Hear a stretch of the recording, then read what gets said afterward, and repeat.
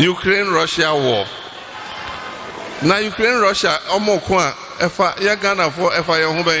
are we saying that these so-called global factors, COVID-19, Russia-Ukrainian war, affected Ghana more than it affected even Ukraine, which is at war with Russia? Abusia emputu puru amane a abepi oman Ghana e kire se de fango bo no yepeu enene kine ya esese aban ehwe na wotum firi se fango a aban eka se akabe se na wotwe mienu se na wotwe nan no sesi yesi ba bia eduro no ani ayenyan a aban ni option bia se obekra bi e de afiri adwaman so nan so ene edian e na ebobo ba efiri Iran asase so se de na no mede etu dwa se ewiase nyina fango a ye kra ede eko amahodo so kokoton no ohamu obupen aduonu mienu 22% ena efiri Iran mem na sese America eni Israel okonkase ya wo maka koswai ewo Iran so nti ama wono so de abufuhie sese de wo kire se fango bia efiri Iran asase so bia no enya ade se wo bepene ama no wako amahodo so eno so danchen ya Iran ahye so eho na fango dodo no a every Iran mpo wo mode efa epo no so edeko amahodo so wo kire se won mo omodi betwam ewo ne epo a ewo ne hye so hon mpo no enya ade se wo bepene amo sa ship bia a carry oil bia befa ho enti sia me no kase no je kire se won mo de ship a akode aye ne mama akoma bese dunsia ne kire ena aka akopie ehye no so a won mo akosete bomb bi won mo kire se wo mo mpene ema ship bia fangu wom eba metwam ewo ho ede na bobo bai yenya daje ne yentie na ofa kofia pia enya daje akirem ya sese de wo hawa o my Ghana ababe pie so ni nansa na posi ebeti ofa kofia pia nkiremu a wode aba no yenya nim se NDC amonyokuo wonom de crude oil won sensem ede ya amonyosem emo mo ka se Russia and Ukraine de entokwesi honom a enye Ghana ne yeko bombo yekoto no Russia na se Ukraine bombo no ehun frama kora mba Ghana ya metu bombo no wo Ghana ne ba ne sen e na Ghana obi enya ne ko a wo ko na ye na ye ba beti hu fifire boni NDC for de amonyosem Ukraine-Russia war. Now Ukraine-Russia omoko a efa ya Ghana for efa ye ho ben yeah it's your baby Ukraine-Russia war what's na play mu na o ka say wo call Ukraine na wo fi Accra 7,000 kilometers ansa no akodru na mo ko mo ntokwa den say yesika sem na Cote d'Ivoire so ka say Russia Ukraine na mo ko. And so, a few moments later, Ghana is not immune from the shocks of global events. Recent events in the Middle East, which involve an exchange of missiles between Israel and Iran, have started to escalate crude oil prices dramatically. I've asked our Minister of Finance and Minister of Energy to keep a close eye on the development and model the possible impacts on our petroleum prices. Are we saying that these so-called global factors, COVID-19, Russia-Ukrainian war, affected Ghana more than it affected even Ukraine, which is at war with Russia? Why the bombs Putin is throwing to Ukraine? Are we having some of the bombs fall in Ghana here? So look, stop the flimsy and frivolous excuse. Russia and Ukraine, and they were tripa. Se the president Mama Sikasaye. Sa enin sunsan so obiano so kana sad na se na obeka kire se enunti mi begina eno so atunkania mu a hwan na beji mu adie. In opposition, the NDC did unnecessary politics. Okay. And karma is real, right? When the MPP government went through all that it went through with the Russian, Ukraine, and COVID, and the economy that was doing so well in the first 4 years now started having challenges after the COVID world pandemic and then the Russian-Ukraine war. Anytime the physicals and the micro and the macro now started having shocks, and you talk about it, the response from the NDC was that there are no bombs being thrown in Ghana. Ghana is this. Why are we talking? To the point that even you, the journalists, were helping them, that whenever the MPP government communicators brought up Russian-Ukraine war, It was, nobody wants to hear it. Like, this is Ghana. Look, you guys have been in power. Deal with it. Tell Ghanaians what Ghanaians have to do. This shouldn't affect us, right? And inflation that had gone down to 7% to the point where by the time we now went to IMF, we were around 58% at a point. Fuel prices went up to a high of 22 cedis per liter. And everybody made it look like this was happening because there was a bad government in place. Today, karma is real, right? We have Iran-Israel war.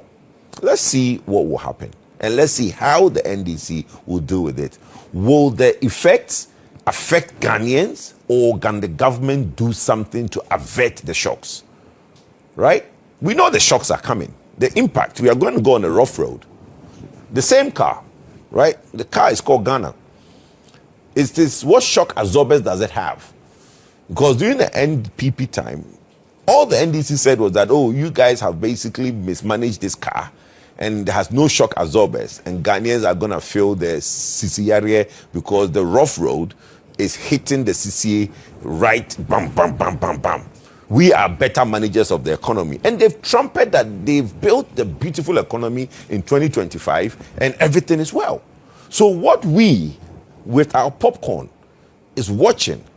is that how does this affect the Ghanaian?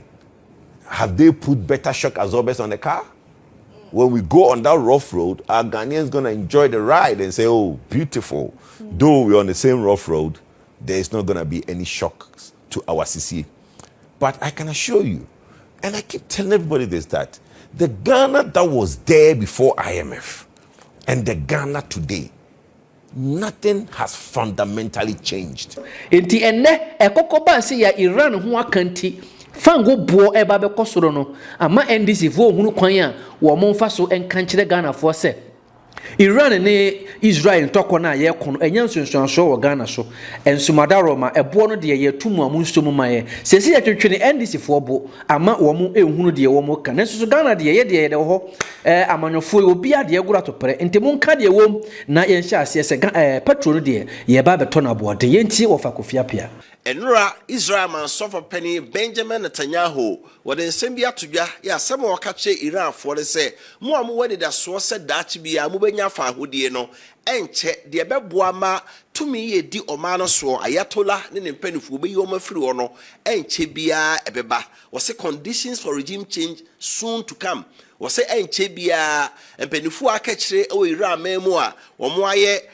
kanka bi ya obia kana kasabo ase ne yemu no obeyi omo afiro se me kasai so ko Iran ememu a Iran fo no bi etaba na chi wo mo so omo ka omo nko na ayatola one ne ba foforo de omo bagina omo ban na aguo no omo hye dem untimi mpie ma abonten eno na Netanyahu ka kire omo se anamo ya Israel ban etu no ebema daachi bia enche Iran fo ebede wo ho na odin semi etu dwawie ya pe ena Iran memo asojafo ne aposifo mpanifo o mato kokobon nsem e de ama Iran fo nyina se wo amusuo nkan wo betie asem wa Netanyahu ka no na wo beti ho agu monten so se wo be ye kire eti aba no ene wo befa wo se wo nso ye o man no etamfo ya de wo de ye Iran man na tamfo ya America Israel ne wo mo ta wo mo chi no wo nso ti Iran memo ho na wo be ye kire twumomume se aba no ye ntumu dia ene wo be kan wa kan tamfo so ama de ye ti atamfo no nyina no omo de bi enso abaoso afeyenko Iran memu bi we said ye de kan aka say ade Iran man no wa ma say petrol bo ye de wiase judgment so no ni nyina ye eposo kwan hia bi a ye fe no Strait of Hormuz ye de kan e de akyerew say amane ewo Middle East afemo no Saudi Arabia, Iraq, Oman, Bahrain, Qatar omo nyina omo to petrol na so we de beba Idwaman so abeton a eposo kwan hia bi ho ya enam Iran empoano pe Iran fo asikwan no se omo masuhye bia enkofa petrol free ho na emese nko na titi Russia omo de petrol fa hoba India fo so de petrol fa hoba wo musi sa kwan no aman a wo mo ekra petrol free sa mane open mu nyina no wo mo be kire wo mo na enura te anya kire se Iran ba na soma aba ma na soja fo sa da ohwe no TV so no wo mo de suhyen akosi epono so e na wo mo de topa ye hye epono mu ya che se udra nye ye na de sushen bi a nampo no so kofa sa man no de aseso no a eto ana che se sushen no se fa ngo na omu se gas na omu mu akwantufuo nyina na omo ahwere wo mo enkwa na segme ye omo ye na America mampani Donald Trump wato nkra e de akoma Iran for so omo hweye na omo anya de na omo ye na kwan yodo o mefa so no enya agrokra Donald Trump ekotara True Social ye on one social media page so e no retu dwa o kan no anti enra Iran for the shame mako edunsia e no de akosi pono so se wo de topa ye hye Strait of Hormuz apunum na so hye bi e ba be fa ho no duru ono mo a na ato na kun America for che se omoteye se Iran for the sushen akosi epono so de topa ye hye ase no omo e de topa ye akotumu a se yo TV no so no Iran man no sushen ba mako be edunsia ya omo e de koye no America for the gatum omo ahye no ase ni nyina asabo Iran for kokko se sushen bia on be si proso no enipa wo mu enipa ni mu omo mpene ema sa eposo kwan no omo nsi no ema petro ho meye den ema wiase ma nyina so emebo wo mo eso sudwetre na yemesin ko Iran ma mu biewe na odwe wiye e de beto dwa se Ayatollah Ali Khamenei ye dan to kwane shase no America ni Israel fo ekun no ne ba ye friend Muktaba Khamenei wono na Iran ma mu mpanifo yi no so woni deja ade ne free na no kwasia da bepem ne obia hu opani da se wote ase se wawuo se nka yedwesi ade se mampani a kebi kura obehye dem no wakasa bi America ni Israel fo hu nti no wakasa ato video na babonten aba obia hu se edwan de masase ameye na mum se bia menyi me ho adi sisi a na America ni Israel fo hu nti no ene bia mempie efiri kwasiara bepem ne obia ante Muktaba Khamenei enka na no ra Israel fo mpanifo omodi abatu dwa se wi mu omaye e kire se Ayatollah foforo abai topa ye omkoto ye e wona gya so no ebi kan no ama opra eno so nti sabre ofe no omo hwe no amia na kuro na pie na prakuro ama no na ne ho to no a watimi enso aba Israel fo kire se eda no omkokum Ayatollah Ali Khamenei no na de yere won nchen na abrante wi ono so yere Ayatollah na wawu ne yere ena wi enso yere wi enuaba ene omo baba akoka ho entimi mase sa perifo we nyina no omo fa akon mu ye no na abrante we Muktaba Khamenei na oni hobi ti omo de omo ni se wapra enu nti na obi a ye de na di ade e o Iran memu efiri kwasiara bepem ne no onkasa bo obi ante obi ehunu obadwamu da enu nti omo nim se wapra nti wontimi mpie ne wo hyedem ene oni Iran penifo so e di dwuma nanso woni anim owurai Muktaba Khamenei kire se ne papa be di ade ache nanso bedwam pa kasa onka bi da se abamu dwumadie bi no ne di animu ana de bia bi de ahye ne nsa de bia wo ase ubehunu a na ntente no a te obinim se ne dwuma kwan fa so ye ne dwuma no no ebi se oyi de nimpe bia na Israel ne America fo do omode aye ne papa no na eno nso obi bia eno nti na ode ne ho enso asie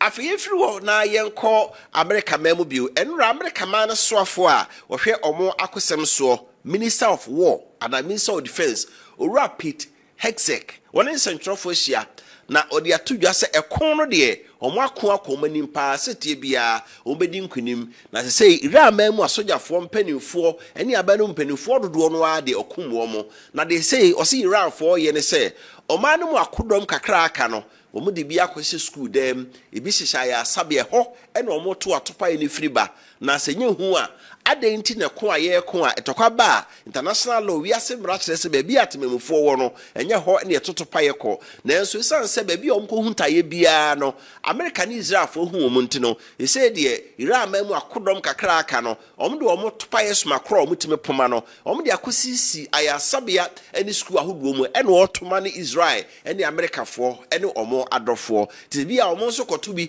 na koto school anasa ya sabia bi mu a ne de sobo obo mo se ehu ena ato Iran fo so a omo yesi yenti nsem a Ora Pete Hegseth odi tu dwanra ba bi omo akon akodro ewo ekon enso emu. They will be yet again our most intense day of strikes inside Iran. As President Trump declared yesterday, we're crushing the enemy in an overwhelming display of technical skill and military force. We will not relent until the enemy is totally and decisively defeated. big mistake by the Iranian regime to start targeting its neighbors right away, exposing who they are and what they're all about, indiscriminate targeting, flailing recklessly at the beginning. I can't say that we anticipated necessarily that's exactly how they would react, but we knew it was a possibility. And I think it was a demonstration of the desperation of that regime then. And way a rapid hexec so for where America minor bambo so and a otin cane. Now yet ko Iran mem who be we for Iran man for ye till man crew be a war and our four femu. Topa ye e de sinse wiem saa no America for e de to ye na topa ye o mato a agu nkrofo fie no ma dan so na se wo mo no efie rabi onyame di nhu afofi pa o na busuafo topa ye o moto ye no e be to fie no mu na enso entimi ampai e na o moto nsa fra Iran man mu mpanifo a o mo ba ye a topa ye ne de ahoma crane ye de pagya na de ne concrete kosoro no wo me de koso topa ye mu e wo abrosan no so e na kakra wo mo etwetwe e ba fomo na wo mo ye ya ma topa ye koto dan no so na entimi anto ha wo se e na esa ne ba fomo a wo mo de e beto ka no mu no ti adwuma wo ya amrante koi ehu efise topa ye na e beto dan no so anto no e branka mu koi aba ni nyanka betimi ato na edi bone na enso enimdefo etimi ekoyi topa ye wo dan no so kakra omo ede aba fomu a body biara nso esi unyame nku a otiasefo no enso ye kwa Yamasini enko Israel memu Israel aban no nso egusora ya topa yeso makra woto emane Iran ma no nyagre nura Israel fo chese baby a se Iran fo no omasase eguso ye topa yeso makro no bi aka ho ene baby omo ye wi a omo kopoma ena omato edi akire Israel for so no eno na omde bonframa adupre na wie mu a omo kan omani apeni na omako hunu bebe fufuro bi a aka ehon so omato pa so makro free ba ya omo ede atopa ye agumu a omo ahye no dwobe Iran ma no nso omagya ya na rebo tie famane se Iran fo gu so totopa ye so makro no de na nso se omuntumi ento no bebre sa na atopa ye so makro enura omo poma kire Israel memo no omane kro kase Tel Aviv ena afi Jerusalem idura na joa amanfo entimi enna fi se topa yesu makro moto ba no moto a na mu apai bebre na ate edi egu kuro no so a enye asenketo amahubua ato manfo so a enya agro na esentwe adwuma ehu pa abusiafo enra Fox News akasamfoni television ewo America memo wo mu sentwe ni baako ogina Tel Aviv mountain so ene obo de eka no ho edawuro de ohu ya ne se topa ye ni bi nam na pampam ye chese wiem topa ya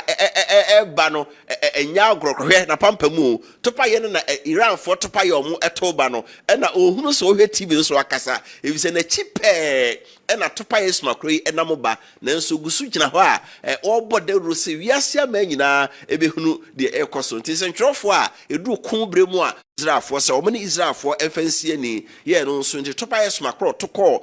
Lebanon memu enra no na enya agrokra Lebanon aba na tonkrabre Israelfo se adwobre opeso ko ni Israelfo transe na omka na somdwe mu ma entokwa eguo nanso Israelfo chese da enimanimu ye die omuntumi ene omusi nkonya fi se Hezbollahfo na Lebanon no so omunya ekon no a enya de omubegyaye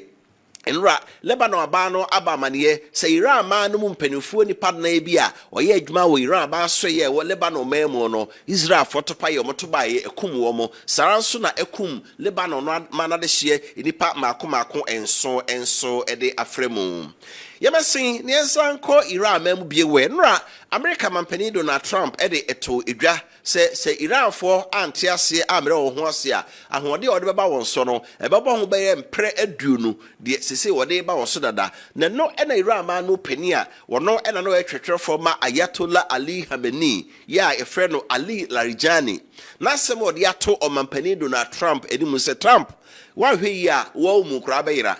se wadwe ye wo se ubetu Iran ma na gua wose amane a omo ahode bre bi atwam che Donald Trump America mampanifo aba na omo hode che Donald Trump no omo ye omantomantu ira aban agu itinya Donald Trump na bitimaye enti wose Donald Trump heye wose be careful not to be eliminated heye and na wo Donald Trump waba no well mo no yenyu every assassin so Ali Larijani and Iran for omo wetimi ayi Donald Trump every assassin so ama ayi ana every Iraq, every Iran, any America, ni Israel to kwemwe. Na yefo ye ni enchire Cuba memu. Ebusia for brand to kweye esha ase no. amampani Donald Trump ne central food inkomo se wakoto amampani Nicolas Maduro abegu waba ira memu ombusa se na ofiri ira he na wakonso obi a ebetimi aye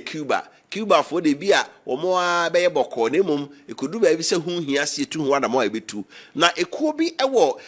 Cuba member from Make Cuba Great Again. Almost saying a name of Musro, woman to maintain you and him. And ra a mumma besia, and on my tongue cry, dear comma or man penido na Trump said, Trump, you are the any view. The wire of Venezuela, now ye ra memono, Cuba for here, but never you a happy, say bread. Cuba your money on the America my action ache or man penny for the Castro abreso and on the America man trado aguma America man penny for be brave sen koi and son of the Castro oh ni niara o Castro be di ade on also from afofo aba na so man so ye da Cuba ene